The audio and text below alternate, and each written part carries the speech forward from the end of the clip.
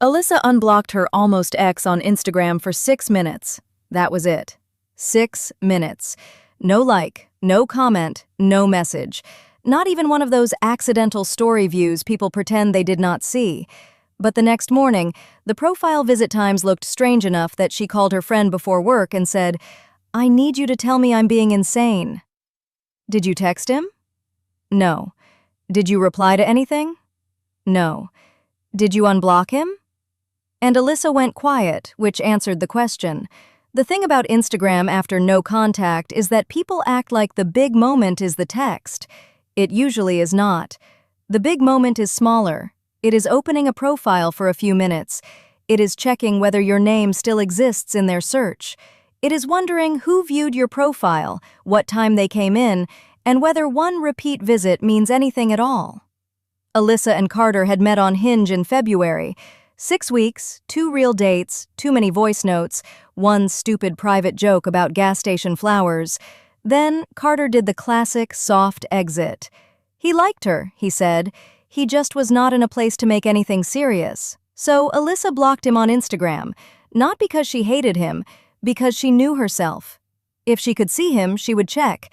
If she checked, she would build a whole story out of one song, one follow, one late-night active dot. For 3 weeks, the block worked. Then, on a Friday night in Austin, she saw him at a birthday bar. Not alone. A girl was standing beside him in his denim jacket. Carter was laughing like he had not ruined anyone's march. Alyssa did the mature thing for exactly 40 minutes. She went home. She washed her face. She put her phone on the counter. Then she picked it back up. "Do not message him." "I'm not messaging him. I just want to see if he's still blocked." That sentence was already a lie. She knew he was blocked. At 11:58 p.m., she unblocked him. At 12:04, she blocked him again. 6 minutes. That was the whole crime scene. The weird part was not what happened during those 6 minutes. Nothing happened. No notification, no profile change, no follow request. Carter did not magically appear in her DMs and confess that the denim jacket girl was his cousin. The weird part came after. The next morning, Alyssa opened Synapse AI because she did not want a fantasy answer.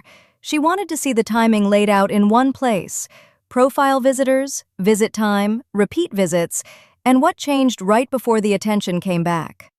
The first thing she had to accept was boring but important. Synapse AI was not going to say, "Carter viewed you at 12:18. It cannot read his mind. It cannot break into private accounts. It cannot turn one visit into proof that somebody misses you. What it could show was the pattern, and the pattern was annoying. There was a visit cluster at 12:11, another at 12:18, another at 12:23, but I blocked him again at 12:04. So either it means nothing, or he noticed the door open and checked after it closed. That is not helpful. It is honest. 1 visit would have been noise. 2 could still be noise. 3, in the 20 minutes after a 6-minute unblock, was not proof. But it was the kind of timing that makes your stomach stop pretending it is calm. So Alyssa did what people do when they want clarity but are afraid of getting it. She created a second test without admitting it was a test. 2 nights later, she did not unblock Carter. She did not post a story. She did not text. She only removed one old photo from the pinned row on her Instagram grid. It was from the same bar where she and Carter had their first long conversation. Not a couple photo, not even obvious. Just a table, 2 drinks, and the corner of his sleeve. That is insane. It's not insane, it's housekeeping. You have never used the word housekeeping in your life. Alyssa removed it at 10:47 p.m. The next cluster came at 11:32, then 11:41, then 11:44. That time mattered because Carter worked dinner shifts and usually got home around 11:20. Alyssa knew that because when they were still talking, his texts always changed after work. Before 11, short answers. After 11, paragraphs, voice notes, the version of him she missed. Tori looked at the timestamps and did not smile. "I need you to hear the part you're avoiding. Even if it is him, this is still not a relationship." That landed harder than the data, because Alyssa did not really want to know whether an anonymous visit could be Carter. She wanted to know whether the version of Carter from February still existed somewhere. The one who sent a picture of gas station flowers and said, "These are ugly, but they made me think of you." Synapse AI could not answer that. No tool should pretend it can. What it could do was stop the spiral from becoming a movie. It could show her that the attention had a shape. It came after access changed. It came after a pinned memory disappeared. It came around the hour Carter usually came back online. That was useful. But useful is not the same as romantic. So what are you going to do? Nothing. That is new. I know. She did not unblock him again that night. She did not post a bait story. She did not ask a mutual friend about the girl in the jacket. She just wrote down the part that felt true. If Carter was checking, he was still choosing the safest version of contact. A profile visit. A maybe. A little orbit around her life with no responsibility attached. And if it was not him, then the answer was even clearer. She had been ready to hand 6 minutes of Instagram access the power to ruin her whole weekend.